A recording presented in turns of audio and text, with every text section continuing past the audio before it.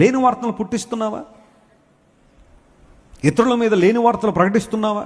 ఏదో ఒక మాట వేసేసి ఒక మాట చెప్పేద్దాం, సమాజంలో వారిని బదనాం చేసేద్దాం, సమాజంలో వారిని ఈడ్చేద్దాం క్రిందకి అని అనుకున్నామేమో. కానీ అక్కడ నష్టపోయేది వాళ్ళు కాదు.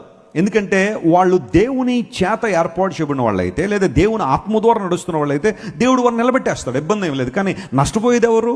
నువ్వే. లేని వార్తలను పుట్టించే పరిస్థితుల్లో ఫాల్స్ రిపోర్ట్ అన్నాడు. అందును బట్టి ఇంగ్లీష్లో ఫాల్స్ రిపోర్ట్ అంటే లేని వార్తను పుట్టించడం, రూమర్స్ క్రియేట్ చేయడం, వాటిని స్ప్రెడ్ చేయడం.